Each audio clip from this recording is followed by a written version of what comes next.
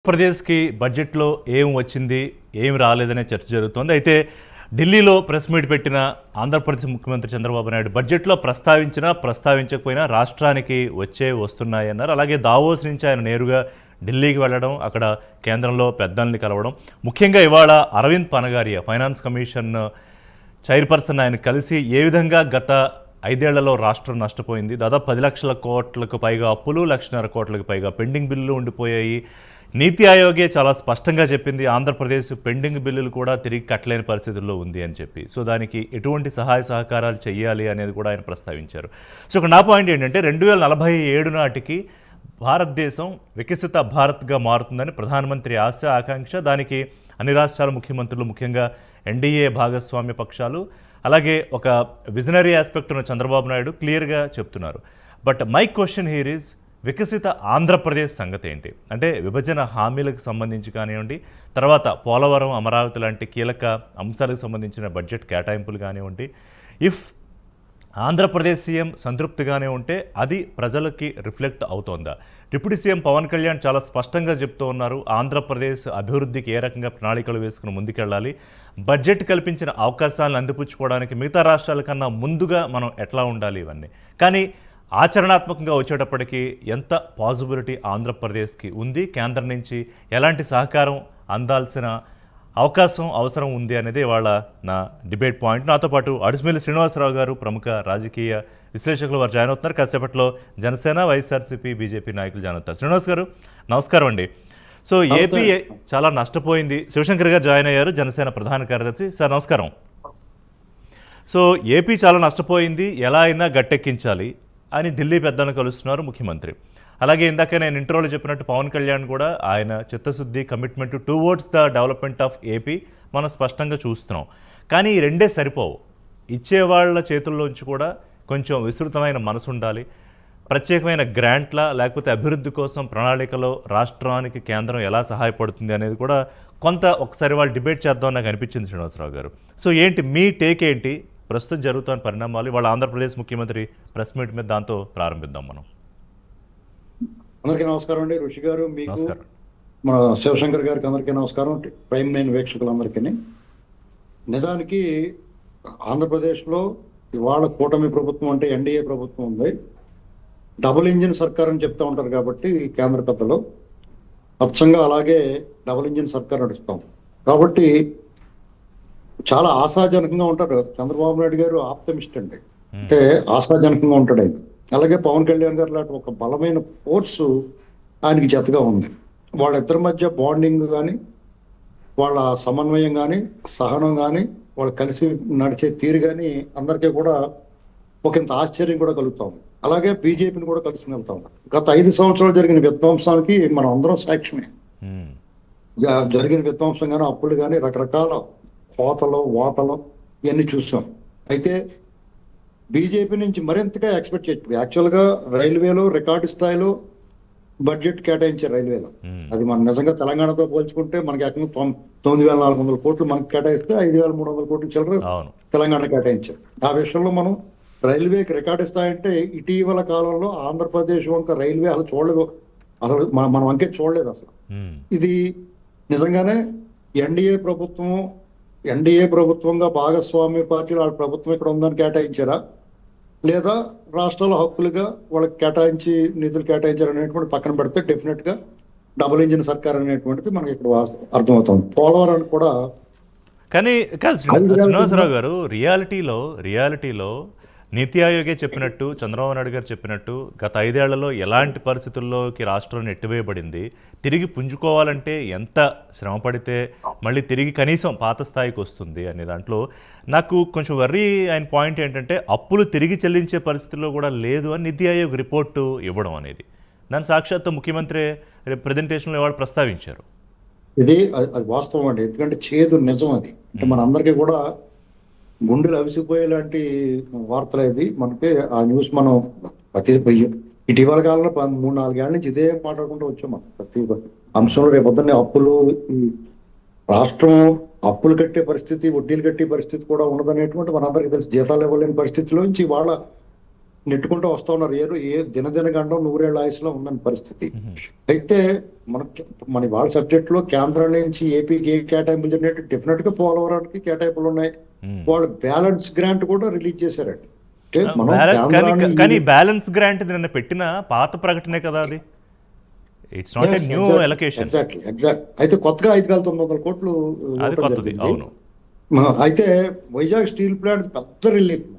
Vizag steel plant విషయంలో అది ప్రైవేటీకరణ చేయము అంటూనే దానికి ఒక 3,200 అంటే 3,300 కోట్లు అనుకోండి అది రిలీజ్ చేయడం పెద్ద రిలీఫ్. ఆంధ్రప్రదేశ్ కి ఎన్డీఏ కూటమి, తెలుగుదేశం, పవన్ కళ్యాణ్ గారు సాధించిన ఘన విజయంగా, చంద్రబాబు గారు పవన్ కళ్యాణ్ గారు సాధించిన ఘన విజయంగా భావించవచ్చు. అలాగే కేంద్రంలో మన కుమారస్వామి గారు కూడా థ్యాంక్స్ చెప్పుకోవాలి.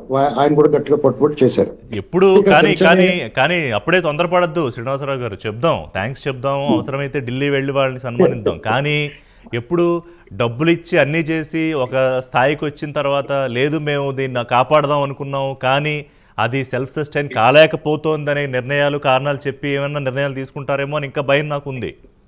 అంటే మనం ఆప్టమిస్టిక్ గా ఉండాలండి. నేను though I'm optimistic but I'm little sceptical also, ఎందుకంటే అలాంటివి జరిగాయి కాబట్టి.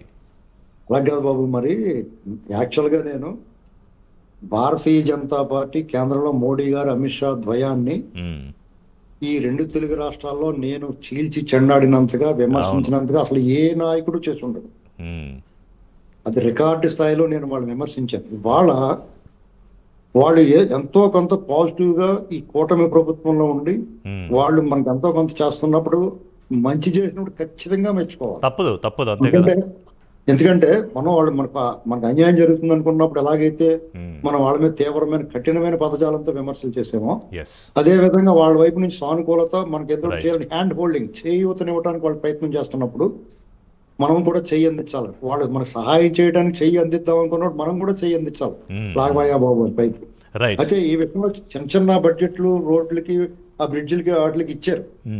మనం వాడలో ఖచ్చితమైన మార్పు కనిపిస్తుంది. ఆంధ్రప్రదేశ్ కి అంటే వాళ్ళకి బీజేపీ పార్టీ ఆంధ్రప్రదేశ్ లో బలపడాలన్న కోరిక కాదంటే ఒక్క మాటలో నాకు అర్థమైంది. మీరు చెప్పండి. అంటే ఆంధ్రప్రదేశ్ విషయంలో బీజేపీ పర్సెప్షన్ మారింది అనిపిస్తోందా? ఖచ్చితంగా మారింది. ఏమైనా చేయాలనేటువంటి కోరిక వాళ్ళలో చాలా బలంగా ఉంది. ఇప్పుడున్న నాయకులు కూడా గట్టిగా ట్రై చేస్తున్నారు, చెయ్యాలి. అదే అందుకే ఇప్పుడు ఎక్కడికి వెళ్తున్నా, శివశంకర్ గారి దగ్గరికి వస్తున్నా. ఇప్పుడు నాకు చిన్న పాయింట్ చెప్తాను. జగన్మోహన్ రెడ్డి అరాచకం, అతనికి ఎంత వ్యతిరేకత ఉన్నా సరే, నాలాంటి వాళ్ళు కొంతమంది బీజేపీ తోటి ఈ కూటమి, ఈ 2 పార్టీలు జనసేన బీజేపీ కలిసి వెళ్ళటాన్ని నేను పూర్తిగా వ్యతిరేకించాను. ఎందుకంటే ఒకవేళ వాళ్ళ మీద ఉన్న ఆగ్రహం వాళ్ళు వెళ్ళినా దెబ్బతింటారేమో, మళ్ళా ఆ అరాచకం బందిపోటు దొంగల మూట మళ్ళీ వస్తుందేమో అని అనుకున్నాను. కానీ ప్రజలు జగన్మోహన్ రెడ్డిని కాదని బీజేపీ మీద ఎంతో కొంత ఆగ్రహం ఉన్నా బీజేపీని నెత్తిమే పెట్టుకున్నారు. Different reasons. అది దాంట్లోకి మళ్ళీ తర్వాత వెళ్దాం. ఒక నిమిషం, రఘునాథ్ బాబు గారు శ్రీనివాసరావు గారు మళ్ళీ మాట్లాడదాం. రఘునాథ్ బాబు గారు జాయిన్ అయిన తర్వాత బీజేపీ సీనియర్ నాయకులు, మాజీ టొబాకో బోర్డు చైర్మన్ రఘునాథ్ బాబు గారు నమస్కారం. మీ దగ్గరికి వచ్చే ముందు శివశంకర్ గారు, ఇవాళ ఏంటంటే రాష్ట్రంలో ఒకసారి అంటే క్రిస్టల్ క్లియర్గా మనం ట్రాన్స్పరెంట్గా కాసేపు మాట్లాడుకుంటే కనుక మనం ఏ పరిస్థితుల్లో ఉన్నాం, ఏ పరిస్థితులకు వెళ్ళాలి అనే టార్గెట్ మనం పెట్టుకున్నాం. ఒకవైపు ముఖ్యమంత్రి హోదాలో చంద్రబాబు నాయుడు ఆయన ఢిల్లీలో చేసే ప్రయత్నాలు ఆయన చేస్తూ ఉన్నారు. ఉప ముఖ్యమంత్రిగా చాలా కీలక పాత్ర పోషిస్తూ నీళ్లకు నీళ్లు పాలకి పాలు అని విడదీసి మంచికి మంచి చెడుకు చెడు అని చెబుతున్న పవన్ కళ్యాణ్ గారి వారి వే ఆఫ్ డూయింగ్ పాలిటిక్స్ ఎలా ఉందో కూడా మనం చూస్తున్నాం. కానీ ఇంకా రాష్ట్రం వైపు నుంచి ఇప్పుడు గొంతెత్తి మనం గొడవలు పెట్టి ఉద్యమాలు చేస్తామంటే అది సిచ్యువేషన్ కాదు. బికాస్ కూటమి ప్రభుత్వం ఉంది, ఫ్రెండ్లీ గవర్నమెంట్ ఉంది. ఇందాక శ్రీనివాసరావు గారు అన్నట్టు బీజేపీ పర్సెప్షన్ టువర్డ్స్ ఆంధ్రప్రదేశ్ కూడా మారింది అని, మీరు కూడా మారింది అనుకుంటున్నారా శివశంకర్ గారు? రిషి గారు నమస్కారం అండి. చర్చలో పాల్గొన్న రఘునాథ్ బాబు గారికి, శ్రీనివాసరావు గారికి, ప్రైమ్ మినిస్టర్ ప్రేక్షకులందరికీ నమస్కారం.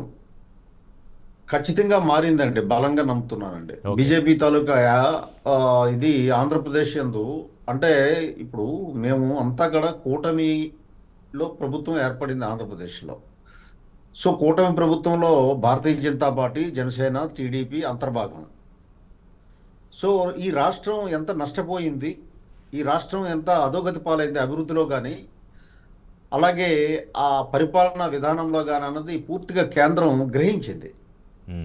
ఉదాహరణకి మనం ఆ మధ్యన మోడీ గారు విశాఖపట్నం వచ్చేటప్పుడు వారు ప్రకటించినటువంటి వరాలు ఏవైతే ఉన్నాయో ఒక్కసారి దేశమంతా ఆశ్చర్యానికి లోనయ్యాయి. ఎందుకంటే సుమారు 2 లక్షల పైచిలుకు కోట్లు స్కీమ్స్ అనౌన్స్ చేసి వెళ్ళారు ఆయన. దానికి బడ్జెట్తో సంబంధం లేదు. సో అపరిష్కృతమైనటువంటి అనేక సమస్యలు, ఉదాహరణకి రైల్వే జోన్, అది ఎన్నాళ్ళ నుంచో ఉత్తరాంధ్ర కళ, అది అవును, దాన్ని సాకారం చేశారు. అలాగే పోలవరం స్వాతంత్రం వచ్చినప్పటి నుంచి కూడా ఆంధ్ర కళ అది. ఎందుకంటే పోలవరం ఒక మణిహారం లాంటిది ఆంధ్రప్రదేశ్ రైతాంగానికి. సో దాన్ని కూడా 28 కల్లా కంప్లీట్ చేయడానికి అన్ని రకమైనటువంటి సపోర్ట్ చేస్తాము అని చెప్పేసి దానికి బడ్జెట్ అలాట్ చేయడము, డిపిఆర్ అప్రూవ్ చేయడము, ఇవన్నీ మనం గమనించాలి. అలాగే అమరావతిని చాలా కుంగబెట్టేశారు. అసలు దేశంలోనే ప్రపంచంలోనే ఎక్కడా కూడా అన్ని వేల ఎకరాలు ల్యాండ్ పూలింగ్ వాలంటీర్గా రైతులు ఇచ్చినటువంటిది అది ఒక రికార్డు. అటువంటి ఒక ప్రజా ఆదరణ కలిగినటువంటి అమరావతి క్యాపిటల్ని మూలబెట్టేశారు. రైతులు కూడా ఇబ్బంది పాలు చేశారు. అమరావతిని కూడా మీకు పూర్తిగా కేంద్రం సపోర్ట్ చేయడము, దానికి బడ్జెట్ హడ్కో రుణాలు కానీ ఏషియన్ డెవలప్మెంట్ బ్యాంక్ రుణాలు కానీ దానికి కేంద్రం కౌంటర్ గ్యారంటీ. ఇక్కడ ఇది మనం గమనించాలి. చాలామంది ఏమనుకుంటారంటే బడ్జెట్లో ఖాతాలో ఏపీకి ఇంతని, లేదు అంటే తెలంగాణకి ఇంతని 29 రాష్ట్రాలకు అలాట్ చేసుకుంటూ పోతే రిషి గారు కేంద్రం దగ్గర ఒక పైసా ఉంటుంది ఇంకా. సో హోలిస్టిక్గా పర్స్పెక్టివ్గా అలాట్మెంట్స్ ఉంటాయి. అలాట్మెంట్స్ కానీ లేదంటే వాళ్ళకున్న సమస్యల పరిష్కార దిశగా మీకు ఆంధ్రప్రదేశ్కి సింహభాగమే ఉందని నేను బలంగా నమ్ముతున్నాను. సో ఇప్పుడు ఆ సింహభాగంలో శివశంకర్ గారు, పోలవరం మీరన్నట్టు ఎప్పటి నుంచో మొట్టమొదట చంద్రబాబు నాయుడు ముఖ్యమంత్రి అయిన దగ్గర నుంచి మనం మాట్లాడుకుంటూనే ఉన్నాం. ఈ దఫాలో ఈ 4 ఏళ్లలో పవన్ కళ్యాణ్ గారు, చంద్రబాబు నాయుడు గారు, అలాగే ప్రధానమంత్రి మోదీ గారు డబుల్ ఇంజిన్ సర్కార్ ఉంది కాబట్టి ఖచ్చితంగా పోలవరం పూర్తవుతుంది, అది మనం ఆ ఓపెనింగ్ గురించి మనం చర్చించుకుంటాం అనే కాన్ఫిడెన్స్ ఉందా మీకు? ఎస్, ఓకే, డెఫినెట్లీ అండి. ఆల్రెడీ పోలవరం ప్రాజెక్ట్ మీద నాకు పూర్తి అవగాహన ఉంది ఋషి గారు. డయాఫ్రమ్ వాళ్ళు కన్స్ట్రక్షన్ మళ్ళీ రీకన్స్ట్రక్షన్ స్టార్ట్ అయిపోయింది. సో ఆల్మోస్ట్ మీకు 26-27 కల్లా పోలవరం ఓపెనింగ్ కి రెడీ అయిపోతుందండి. ఓకే, నాకు ఇక్కడ చిన్నది అంటే ఇంకా పూర్తిగా నిర్ధారణ కాలేదు కానీ ఇప్పుడు ఆ ఎత్తు తగ్గించడం అనే ఒక అంశం చర్చకు వస్తోంది. సో దట్ R&R ప్యాకేజ్ తగ్గే అవకాశం ఉంటుంది. సో 54,000 కోట్ల 55,000 కోట్ల నుంచి అది drastically reduce to around 35,000 crores అనేది. బట్ దానివల్ల అదే కనుక నిజమైతే సరే, తెలంగాణ ఏదైతే అభ్యంతరం వ్యక్తం చేస్తుందో దానికి సొల్యూషన్ వస్తుంది, కానీ ఆంధ్రప్రదేశ్ నష్టపోతుంది ఆ మేర. సో మరి దాని గురించి మీరేమన్నా విన్నారా? ఎందుకంటే యువర్ స్టడీయింగ్, మీరు దాని మీద ఎక్కువ రీసెర్చ్ చేస్తున్నారు కదా పోలవరం దాని మీద. అంటే ఇక్కడ రిషి గారు, పోలవరం ప్రాజెక్టు దశల వారీ కన్స్ట్రక్షన్ ఉంటుంది ఎనీ ప్రాజెక్ట్. సో మొదటి దఫాగా 41.5 అడుగులు ఎత్తుకి అప్రూవల్ అయింది. సో పోలవరం తాలూకా అంతిమ లక్ష్యం ఏమిటి అంటే 45.5. ఎందుకంటే Polavaram is a multipurpose project. అవును, ఎందుకు 780 మెగావాట్స్ విద్యుత్ ఉత్పత్తి జరగాలి. అలాగే ఉత్తరాంధ్ర సుజలా స్రవంతి ప్రాజెక్టుకి నీరు అందాలి, విశాఖపట్నం సిటీకి వాటర్ లోటు తీర్చాలి, ఇదంతా కూడా. సో ఈ ఫేజ్డ్ మేనర్ని 41.5 అడుగులకి అప్రూవ్ అయింది అనకుండా విమర్శకులు ఏమంటున్నారంటే ఎత్తు తగ్గించారు అంటున్నారు. తగ్గించేది it was not reduced. Okay, so that is later phase. So it was adjusted in the first phase. 41.5 construction అయ్యి ఓపెన్ అయిపోయాక తర్వాత సెకండ్ ఫేజ్ లో that can be extended. Any project అలాగే చేస్తుంది. వెరీ గుడ్, ఎందుకంటే ఈ క్లారిటీ చాలా important. చాలా మంది కన్ఫ్యూజ్ అవుతున్నారు శివశంకర్ గారు. ఎస్, రైట్, అది ఆ క్లారిటీ అయితే ఉందండి. Right sir. ఎందుకు అది ఈ పోలవరం నేషనల్ ప్రాజెక్ట్ మనకి ఎప్పుడైతే విభజన చట్టంలో మనం పొందుపరిచామో ఈ అంశాలన్నీ కూడా ఉన్నాయి అందులో. అవును.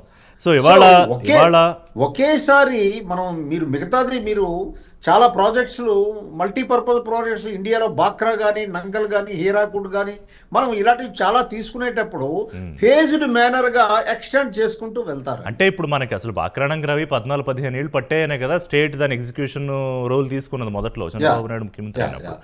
రైట్. ఇవాళ కేంద్ర హోంశాఖ కార్యాలయంలో కీలక సమావేశం జరిగింది రఘునాథ్ బాబు గారు, మీకు తెలుసు. అంటే 9th and 10th స్కెడ్యూల్స్లో ఇంకా మనకు అపరిష్కృతంగా కొన్ని ఉండిపోయాయి. రెండు రాష్ట్రాల మధ్య ఇద్దరు సీఎస్లు హాజరయ్యారు.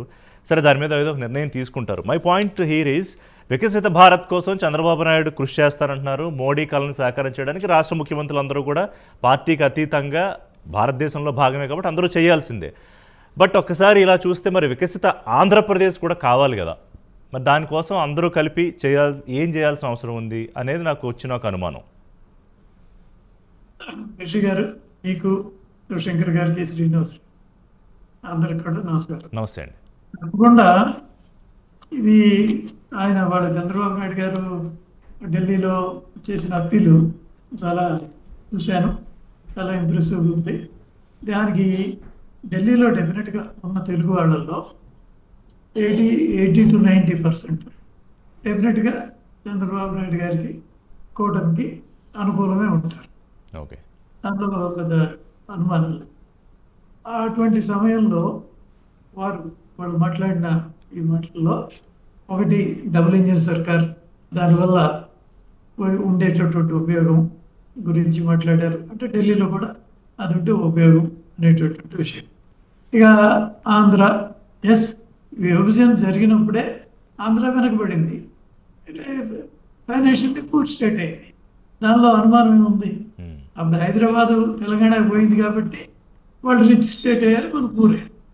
దాని నుంచి బయటపడటం కోసమే మనకి ఆ రోజు కాంగ్రెస్ పార్టీ బిల్లు పెట్టిన కాంగ్రెస్ అయినా ఆ ఇంటెన్షన్ ఏంటంటే పోలవరం జాతీయ ప్రాజెక్టుగా చేయటం ఉద్దేశం కూడా అదే. ఇది ఈ రాష్ట్రం కట్టుకోలేదు కాబట్టి జాతీయ ప్రాజెక్టుగా డిక్లేర్ చేశారు Congress, not BJP. But BJP support ఇచ్చామనుకోండి, అది వేరే విషయం.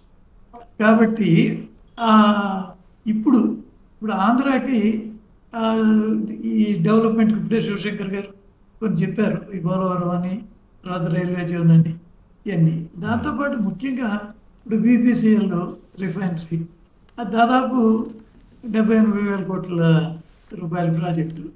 అది చిన్న విషయం కాదు. అది 2 లక్షల కోట్లలో అదే సగం అదే ఉంది. కాబట్టి ఇవన్నీ ఈ బడ్జెట్కు ముందే మనకి ఇవ్వటం జరిగింది, అది ఒప్పుకోవటం జరిగింది. అవి ఒక రోజులో రావు, ఓవర్ పీరియడ్ వస్తాయి, తప్పకుండా అయిన ఇంప్లిమెంట్ అవుతాయి.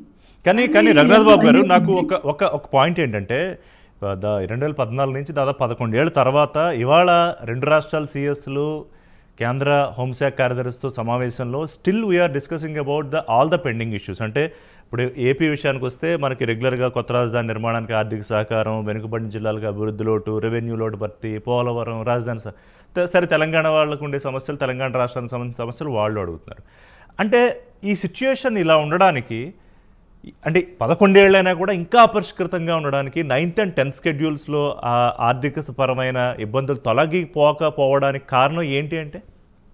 ఇప్పుడు అవి రెండు రాష్ట్రాలు కూర్చుని సెటిల్ చేసుకుంటారనే భావిస్తాం. పెద్దన్న మీరే కదా, చెరో సగం రెట్టు ముక్క విరిచిపెట్టాల్సింది మీరే కదా. వాళ్ళు చేసుకోలేనప్పుడు ఇద్దరు వస్తే, అయితే ఒకళ్ళు వచ్చిన 2 వాళ్ళని పిలిపించి చేయాల్సినటువంటి ఉంటుంది.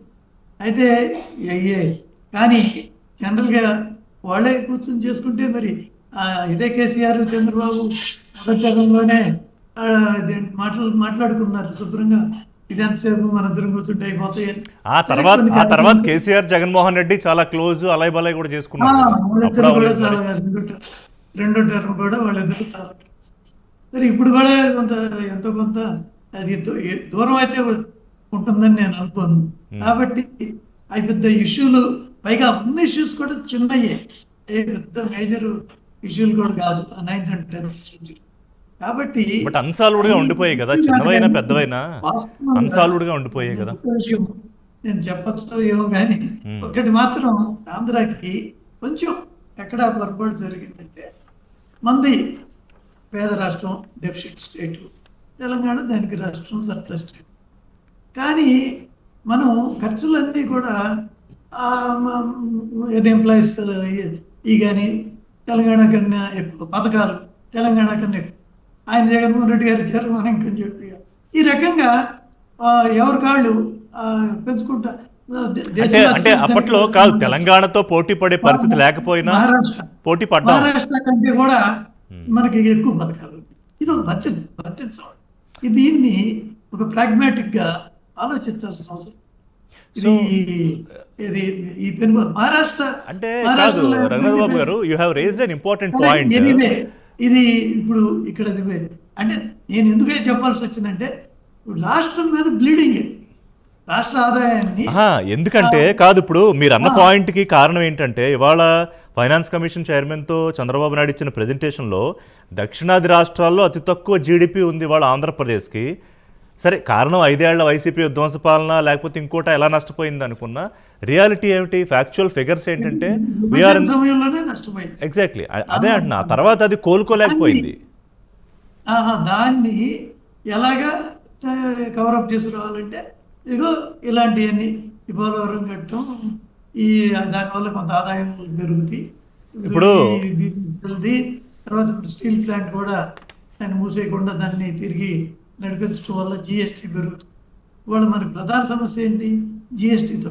అవును, దాంతోనే జీడిపి తగ్గుతుంది. కాబట్టి ఇవన్నీ పెరగడానికి కేంద్రం నుంచి చాలా సహాయం చేయాల్సి చేస్తుంది.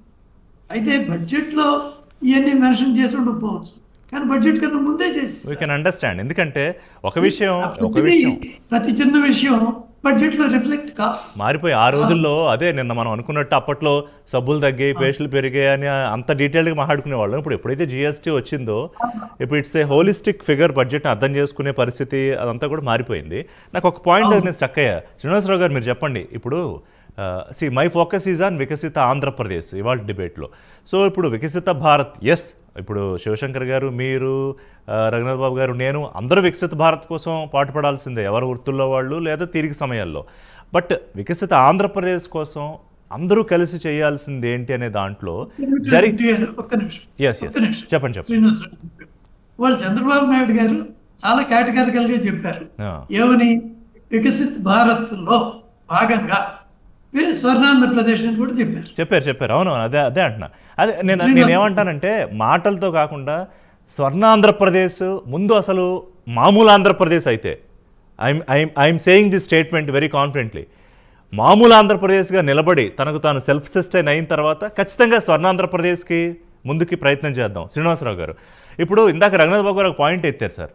అదేంటంటే మిగతా రాష్ట్రాలు, డబ్బున్న రాష్ట్రాలు, సర్ప్లస్ ఉన్న స్టేట్స్తో పోటీపడి చెయ్యాలి అంటే సాధ్యం కాదు. ఎందుకంటే మన వాస్తవ పరిస్థితులు అంటే అర్థం చేసుకోవాలి. కానీ ఈసారి పవన్ కళ్యాణ్ గారు కానివ్వండి, చంద్రబాబు నాయుడు గారు కానివ్వండి, I have highest regards on the commitment of Pawan Kalyan గారు. నేను ఓపెన్గా చెప్తున్నాను. ఎందుకంటే ఆయన ఇది సాధ్యం అవుతుంది అనుకుంటేనే చంద్రబాబు నాయుడు గారితో అన్న కలిసి ఆ మాట చెప్తాడు, లేకపోతే లేదు సార్ అని అక్కడ ఆయన విభేదించేస్తాడు. బట్ ఈసారి కలిసి ప్రామిసులు చేశారు. వీటన్నిటినీ కూడా అవకాశాలు అందిపుచ్చుకుంటా ఉంటున్నారు. కానీ ఇవాళ రాష్ట్రం ఉన్న ఆర్థిక పరిస్థితుల్లో మనం ఉన్న ఒక స్టేట్లో సర్ప్లస్ కాదు, మనం ఎలా దీన్ని తీసుకుని ముందుకెళ్ళాలి, ఎలా కేంద్రం నుంచి ఎంత ఫ్రెండ్లీ అయినా out of the way, out of the box తెచ్చేసి మన ఎత్తి మీద పెట్టారు. అది మనం చూసాం గత 10 ఏళ్లుగా. సో మీకేమనిపిస్తుంది?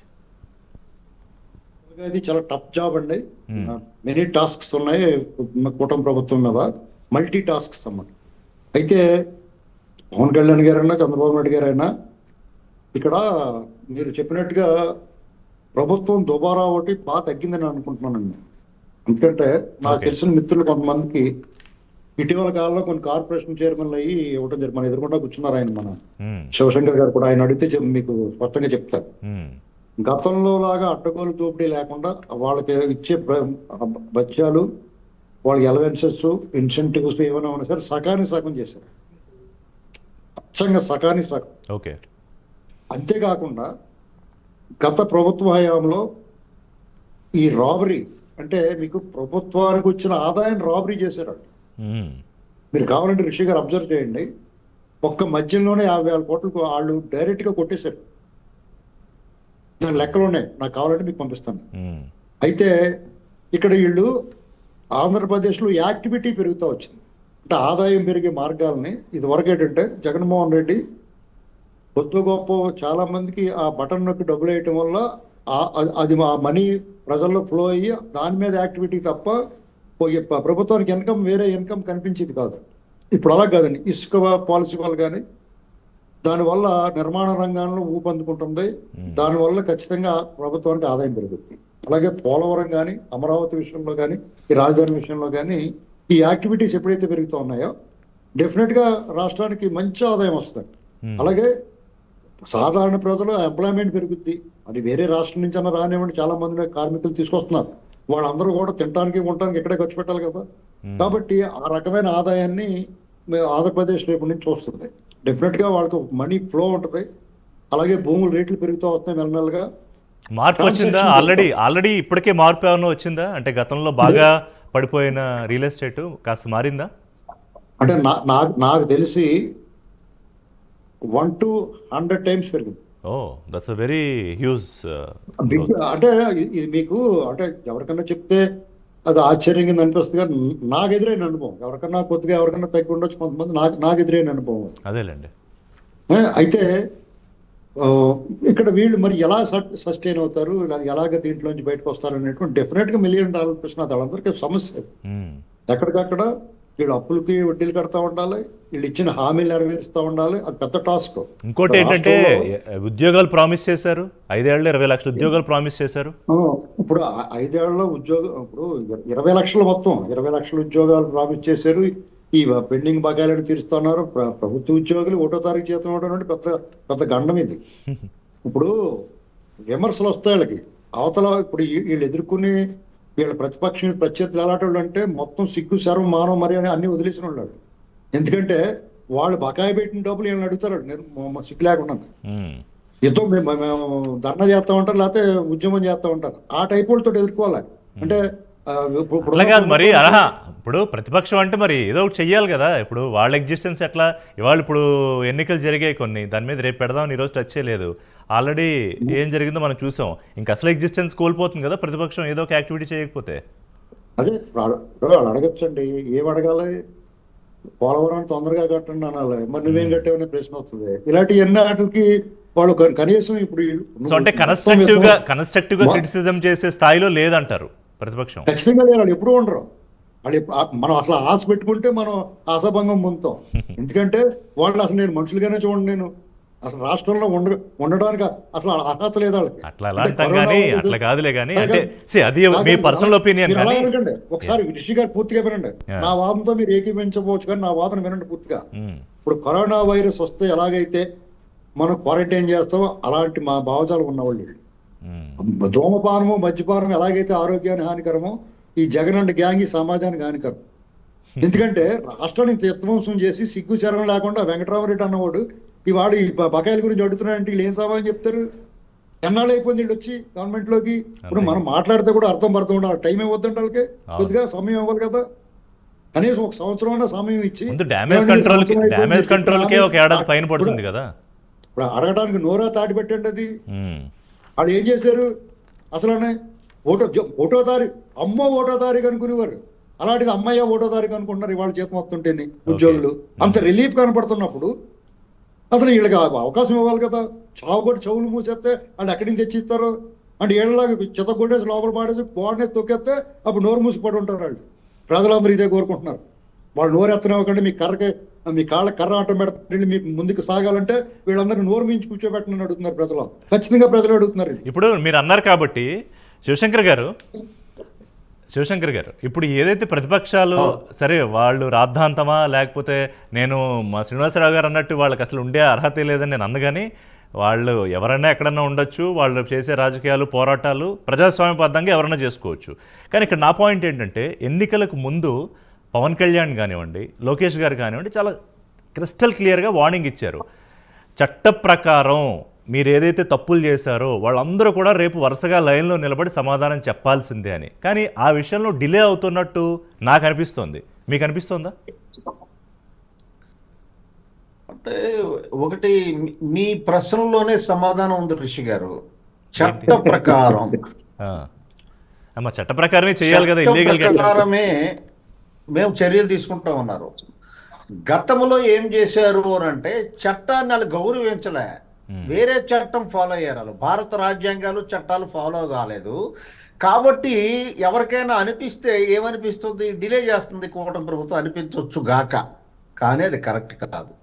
ఎందుకు అంటే గతంలో కేసు అరాచకంగా ఎఫ్ఐఆర్ ఫైల్ చేసేవారు, ఫైల్ చేసి ఇమీడియట్గా 1 day బిఫోరే అన్ని తీసుకెళ్లి లోన్ వేసేసేవారు. 41A నోటీసు కూడా ఇచ్చేవారు కాదు. అందుకని చట్ట ప్రకారం అనేది మెన్షన్ చేశారు చంద్రబాబు నాయుడు గారు కానీ పవన్ కళ్యాణ్ గారు కానీ. చట్ట ప్రకారం ప్రిన్సిపల్స్ ఆఫ్ న్యాచురల్ జస్టిస్ ఉంది, ఆపర్చునిటీస్ బీయింగ్ హెరెడ్ ఉంది. ఇవన్నీ మనము ఫాలో అవ్వాలి. వాళ్ళు చేసినట్టు వాళ్ళు చేసింది ఒక అరాచకం, అది ఒక లా కాదు. ఆ లాలెస్నెస్ని ఎప్పుడు కూడా పవన్ కళ్యాణ్ గారు ఒప్పుకోరు, చంద్రబాబు నాయుడు గారు అసలు ఒప్పుకోరు. ఇప్పుడు దాని ప్రకారము చట్టానికి ఎవరు అతీతులు కాదు, ఎవరు చుట్టాలు కాదు, అన్నీ తేలుతాయి, నిగ్గు తేలుతాయి. ప్రతి ఒక్కడు కూడా దానికి సమాధానం చెప్పాలి. వాళ్ళకి బిఫోర్ టేకింగ్ యాక్షన్ మనం కొన్ని అవకాశాలు ఇవ్వాలి. ప్రిన్సిపల్స్ ఆఫ్ న్యాచురల్ సహజ సూత్రాలు పాటించాలి రిషి గారు. ఆ ప్రకారమే వెళ్తుంది తప్ప కూటమి ప్రభుత్వం వాళ్ళ మీద క్షమా దయ జాలి ఏం లేదు. సో ఇదేమి రివెంజ్ పాలిటిక్స్ లోకి అధికారం రాలేదు అనేది ఒకటి. రెండోది ఏంటంటే ఇప్పుడు పెట్టాల్సిన ప్రధానమైన ఫోకస్ మీరు అన్నట్టు రాష్ట్ర ఆర్థిక పరిస్థితి, తర్వాత ఎలా డెవలప్ చేయాలి, పెట్టుబడులు ఎట్లా తీసుకురావాలి, ఉద్యోగాలు కల్పన ఎలా చేయాలి, కేంద్రం నుంచి డబ్బులు ఎలా తెచ్చుకోవాలి, ఇది పెద్దది. పక్కన నిజంగానే ఎవరైనా తప్పు చేస్తే దే షుడ్ బి ఆన్సరబుల్, దాన్ని కూడా దే షుడ్ బి అకౌంటబుల్, దాన్ని కూడా వదిలేయడానికి లేదు. అంతే కదా రఘునాథ్ బాబు గారు? అవునండి. ఇప్పుడు ఋషి గారు ఇప్పుడు తప్పు జరిగిందనే దానిలో పెద్ద డౌట్ లేదు, ప్రజలు కూడా తీర్పు స్పష్టంగా ఇచ్చారు. కానీ దానికి ఎంక్వైరీ చేయాలి, ఆధారాలు కావాలి. ఆధారాలు లేకుండా మనం గబాల్ని హేస్టీగా చేస్తే అప్పుడు జనతా పార్టీ ఇందిరాగాంధీ అది చేసినట్టు అవుతుంది. అంటే 3 సంవత్సరాలు మళ్ళీ ఇందిరాగాంధీ 2 ఏళ్ళని వచ్చేసింది కదా, అలా ఎస్టీకి ఉండకూడదు. ఆ విషయంలో చంద్రబాబు నాయుడు గారికి పూర్తి పరిపాలన అనుభవం ఉంది. ఆయన అది ఒక పక్కగానే చేస్తారు. అంటే ఎన్నికల క్యాంపెయినింగ్ టైంలో ఒకసారి నేను కొద్దిగా వెనక్కి వెళ్తున్నా, లోకేష్ గారు రెడ్ బుక్ గురించి మాట్లాడినప్పుడు కానీ, చంద్రబాబు నాయుడు గారు హెచ్చరించినప్పుడు కానీ, పవన్ కళ్యాణ్ తనదైన సహజ శైలి ఆవేశంతో ఒక హెచ్చరించిన తీరు కానీ చూస్తే ఇమ్మీడియట్గా పవర్లోకి వచ్చిన వెంటనే, గతంలో మీకు తమిళనాడు రాజకీయాలు ఉండేవి చూసారా, పార్టీ అధికారం మారగానే ఎట్లా ఉండేది, ఆ స్థాయిలో ఈసారి ఉండబోతుందేమో ఆంధ్రప్రదేశ్లో అన్నట్టుగా చాలా విశ్లేషణలు జరిగాయి. బట్ ఇట్స్ క్వైట్ కీప్గా ఉన్నట్టు అనిపిస్తుంది ఇప్పుడు. అట్లా ఉండవండి. ఇప్పుడు ఎన్నికలప్పుడు అవన్నీ అంతా కేడర్ను ఉత్సాహపరచడానికి, కొంచెం అవతల తప్పులు చేయకుండా అడ్డుకోవడానికి అలాంటివన్నీ మాట్లాడతారు. కానీ అధికారంలోకి వచ్చినాక బాధ్యతాయుతంగా ఉన్నప్పుడు ఏదైనా చర్యలు తీసుకోవాలంటే దానికి ముందు తగిన ఆధారాలు, సాక్ష్యాధారాలు అవి సేకరించుకోవాల్సిందే. దానికి చేయాలంటే ఎంతో డీప్గా ఎంక్వైరీ చేయాలి, ఆ ఫైల్స్ అన్ని స్టడీ చేయాలి. ఒకటి మాత్రం గ్యారంటీ, ఆయన అదేంటి ఎన్నో తప్పులు చేసి ఎలా బయటపడాలో అవన్నీ తెలిసిన వ్యక్తే జగన్మోహన్ రెడ్డి గారు కూడా. కాబట్టి వీలైనంత వరకు అయినా దొరుకుతారులేండి, ఎటువంటి దొంగలైనా ఎన్ని జాగ్రత్తలు తీసుకున్నా ఎక్కడో చోట దొరుకుతారు. కానీ ఆ జాగ్రత్తలు తీసుకునే విలువ కూడా ఉంది అని కూడా చెబుతున్నాను నేను. ఇప్పుడు మీరు ఆ పాయింట్ రైజ్ చేశారు కాబట్టి, అంటే ఇవాళ రాష్ట్రం అభివృద్ధికి చాలా కారకాలు, చాలా కారణాలు ఉంటాయి. అదేంటంటే గత ప్రభుత్వం ఎంతవరకు దాని మీద ఫోకస్ పెట్టింది, చేయలేకపోయింది. ఇప్పుడు ఉన్న ప్రభుత్వం చాలా ఎక్కువ ఫోకస్ పెట్టి ఎంతవరకు రీచ్ అవ్వగలుగుతుంది అనేది. ఇందాక ఇప్పుడు బీజేపీ గత 5 ఏళ్ల పాలనలో ప్రభుత్వం విధ్వంసం చేస్తోందని అనేకసార్లు తెలుగుదేశం పార్టీ కానివ్వండి, జనసేన, బీజేపీ అప్పటికే మిత్రపక్షాలుగా ఉన్నాయి, పవన్ కళ్యాణ్ కానివ్వండి, మీ పెద్దల దృష్టికి తీసుకొచ్చినా కూడా ఎక్కడో కొంత, ఇది చిన్న బ్రేక్ తర్వాత మీ దగ్గర నుంచి ఆన్సర్ తీసుకుంటాను, మీ దగ్గర నుంచి, శివశంకర్ గారి దగ్గర నుంచి కూడా, ఎంతో కాస్త చూసి చూడనట్టు కాస్త ఫ్రీ హ్యాండ్ ఇచ్చి వదిలేయడం వల్లే ఈరోజు వికసిత ఆంధ్రప్రదేశ్కి రీచ్ అవ్వడానికి ఆలస్యం అవడంలో అది కూడా ఒక కారణం అవబోతోందా? ఎక్కడ అవసరమైతే అక్కడ మేము మళ్ళీ ఇన్వాల్వ్ అవుతాము, దాన్ని ఎలా పరిష్కరించాలో చెప్తామని చెప్పి అదొక మంచి డెవలప్మెంటే. చూద్దాం ఎంత త్వరగా పరిష్కారం అయితే అంత రెండు రాష్ట్రాలకి మంచిది. రఘునాథ్ బాబు గారు, నేను బ్రేక్కి ముందు అన్నట్టుగా ఇప్పుడు విధ్వంసం జరుగుతున్నప్పుడు ఎంతో కొంత అడ్డుకట్ట వేసే అవకాశం అప్పట్లో మీ చేతుల్లో ఉంది, తెలుగుదేశం చేతుల్లో, జనసేన చేతుల్లో లేదు, ఎందుకంటే అవి ప్రతిపక్షంగా ఉన్నాయి కాబట్టి. కానీ కేంద్రంలో అధికారంలో ఉన్న బీజేపీకి అప్పటికప్పుడు వీళ్ళు ఎక్కడి నుంచి ఫిర్యాదుల రూపంలోనో లేదా గవర్నర్ని కలవడమో ఇంకోటో చేస్తూ వచ్చినా ఎక్కడో కాస్త చూసి చూడనట్టు లేకపోతే ఆ ఫ్రీ హ్యాండ్ ఇవ్వడం వల్ల ఈ రోజు ఇంత నష్టం జరిగింది అని నేనంటే ఏమంటారు? అలా ఉండదండి రిషి గారు. ఎందుకంటే మంది ఫెడరల్ వ్యవస్థ, ఫస్ట్ అది గుర్తుపెట్టుకోవాలి. రాష్ట్రాలకి అధికారాలు ఏంటి, కేంద్రానికి ఏంటి, కన్కరెంట్ లిస్ట్ ఏంటి, ఇవన్నీ క్లియర్లీ డిఫైన్డ్. అవును, అరే మనకి కేంద్రంలో కొంత స్ట్రాంగ్ గవర్నమెంట్ ఉంది కాబట్టి, అంటే మోడీ గారు కొంత బలమైన వ్యక్తి కాబట్టి మనం ఇలా ఎక్స్పెక్ట్ చేస్తున్నాం. అదే నిజంగా బలహీనమైన ప్రధానమంత్రి కనుక ఉన్నట్టయితే మళ్ళీ చర్చ కూడా మీరు అడిగేవాడు, నేను చెప్పాల్సిన అవసరం ఉండేది కాదు. కానీ ఎవరు ఎందుకంటే ఒకసారి మోదీ షా ద్వయం ఒక డెసిషన్ తీసుకున్నాక అది ఎగ్జిక్యూట్ అవడమే తప్ప మధ్యలో బ్రేకులు ఉండవని. అలాగే ఆంధ్రప్రదేశ్ విషయంలో కూడా చాలా సందర్భాల్లో, నేను ప్రస్తావించట్లేదు అరెస్టులు వాటి గురించి, చాలా సందర్భాల్లో మోడీ జగన్కి చెప్పలేదా, జగన్కి మోడీ గారికి తెలియకుండా జరుగుతోందా, ఇట్లా ఎన్నో చర్చలు జరిగాయి. సో ఆ స్థాయిలో ప్రజలు చూశారటనా.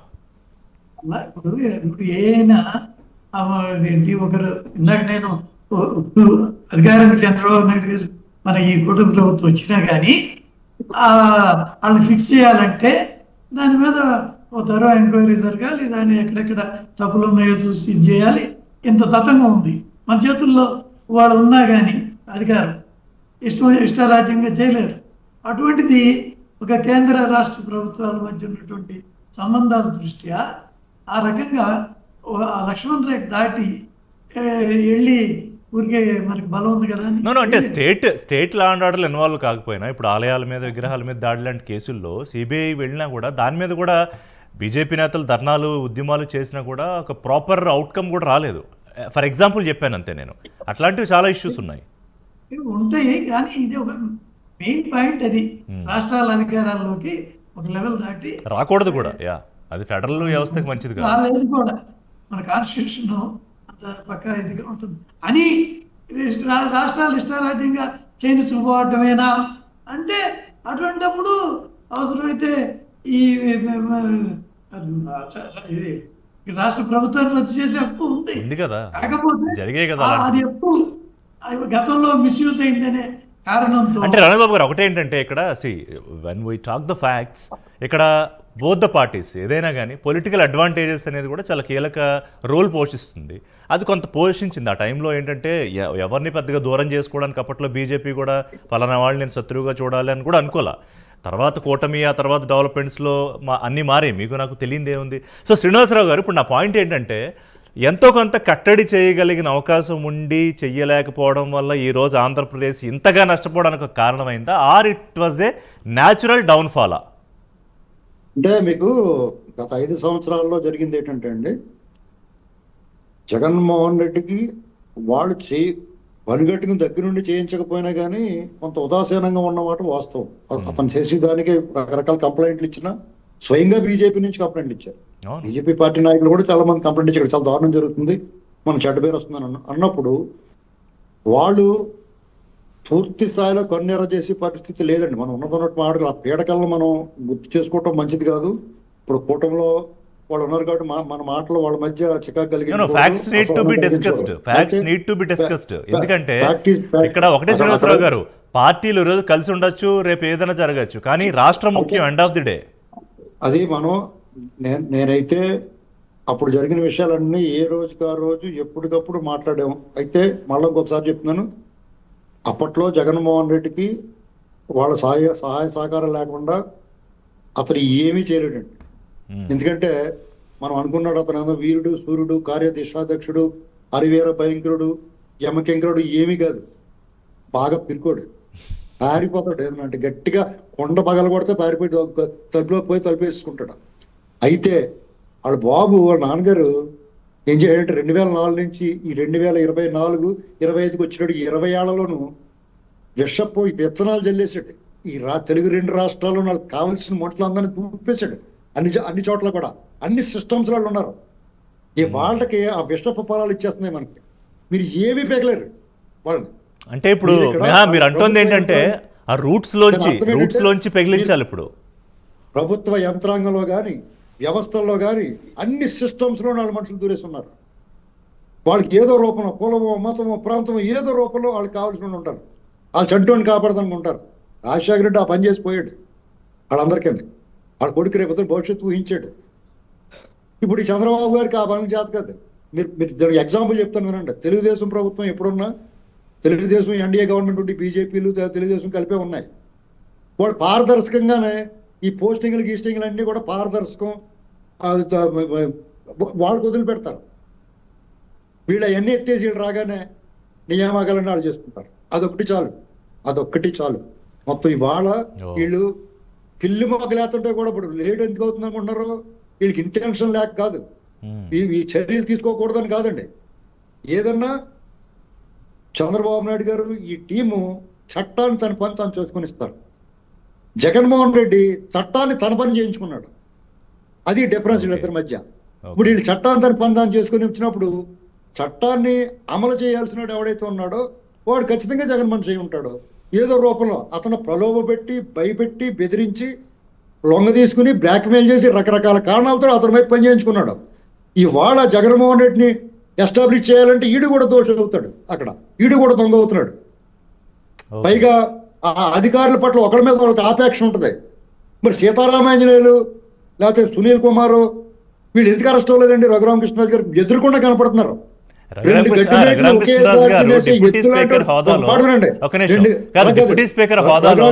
తొందరగా న్యాయం జరుగుతుందని ఆశిస్తున్నానని కూడా అన్నారు నిన్న. అలా కాదండి, రఘురామకృష్ణరాజు గారిని కొట్టారు, తీసుకెళ్లి అక్రమంగా ఎత్తుకెళ్లారు. ఇంకో ఇన్సిడెంట్ లో అయితే నేను కూడా ఉన్నాను ఆయనతోటి. రైలు తగలబెడతాను చూసారు వాళ్ళు. అదే సీతారామరాజు విగ్రహం. అప్పుడు మాకు ఎవరో సమాచారం ఇస్తే మేము బేగంపేటలో దిగిపోయాం. మేము ప్రత్యక్షంగా ఉన్నాం, అందులో పాల్గొన్నాం. అయితే 2 గడ్డి మేట్లు ఒకేసారి తినేసి ఎద్దులంటాడు 130-140 కేజీలు తాటి చెట్ల రాజమండ్రి దేవి చౌక అంత ఉన్నవాడు వెళ్ళి ఆయన గుండెల మీద కూర్చుంటే బతికే ఎలా పట్టకడతాడండి ఆయన? అది స్పష్టంగా ఆయన ఐడెంటిఫై చేసిన తర్వాత కూడా ఇంకా మేనమేషాలు ఎక్కడుతున్నారు. ఇంకా ఆ పని ఎవడు చేయించాడు?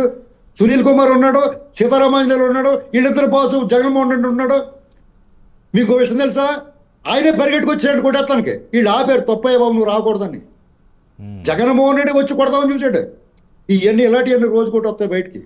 ఇది కూటమి ముందు సవాల్ అయిపోయింది. ఇదంతా పెద్ద సవాల్ అయిపోయింది. శివశంకర్ గారు, సిస్టమ్ అంతా చెడిపోయి పురుగు బట్టి చెదబట్టేసి ఉందండి. ఈ పురుగులన్నీ ఏర్తనే కానీ సిస్టమ్ కరెక్ట్ అవుతుంది. వీళ్ళు ఎంత కష్టపడుతున్నారు పాపం.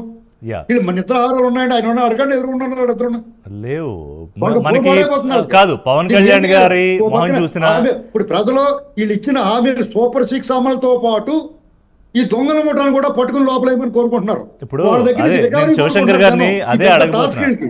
శివశంకర్ గారు, ఇప్పుడు చంద్రబాబు నాయుడు గారి ఫేస్ చూసినా లేకపోతే పవన్ కళ్యాణ్ గారి ఫేస్ చూసినా ఎక్కడో ఆ టయర్డ్నెస్, అంటే వాళ్ళు ఇన్ని గంటలు కష్టపడి మళ్ళీ ఆయన ప్రజల్లోకి కూడా వెళ్తానంటున్నారు. సరే, చంద్రబాబు నాయుడు కొంత అలవాటు, ఎందుకంటే ఆయన 15 గంటలు 16 గంటలు రాజకీయంగా. పవన్ కళ్యాణ్ గారు గతంలో షూటింగుల్లో ఎక్కువ గంటలు పనిచేసిన రాష్ట్రం కోసం వాళ్ళు కష్టపడుతోంది కనిపిస్తోంది. కానీ వ్యవసాయం చేసేటప్పుడు మనం కలుపు మొక్కలు తీసేస్తాం ది బెస్ట్ క్రాప్ రావడానికి. అలాగే in the best interest of the స్టేట్లో భాగంగా ఇప్పుడు మా శ్రీనివాసరావు గారు ఎక్కువ ఆవేశం కాబట్టి ఆయన చెప్పే పద్ధతిలో ఆయన చెప్పారు. ఈ ఎరాడికేషన్ ప్రాసెస్ లేట్ అయినా కూడా మళ్ళీ ఇబ్బంది అవుతుంది. ఎందుకంటే రూట్స్లోకి వెళ్ళిపోయినప్పుడు దాన్ని అలాగే హ్యాండిల్ చేయాలి. సో మరి దాని మీద ఎట్లా చేయబోతున్నారు ఏంటి అంటే ఒకటండి, ఈ 2-fold థియరీ ఫాలో కావాలండి. ఒకవైపు నుంచి వ్యవస్థలు ఏవైతే భ్రష్టు పట్టిపోయాయో వాటిని సరిదిద్దవలసినటువంటి అవసరం ఉంది ఇమీడియట్గా. రెండవది ఏంటంటే, ఎవరైతే తప్పులు చేసి చట్టాన్ని దుర్వినియోగం చేశారో వాళ్ళని శిక్షింపవలసిన అవసరం కూడా ఉంది. అయితే ఇక్కడ మనం గమనించాలి రిషి గారు, వ్యవస్థలు బాగా పాడైపోయాయి. అంటే ప్రభుత్వ యంత్రాంగంలో ఇంకా కూడా కొంతమంది బ్యూరోక్రాట్స్ని 100% ఒకేసారి మార్చలేం. వాళ్ళని మార్చాలి అంటే through our work, through our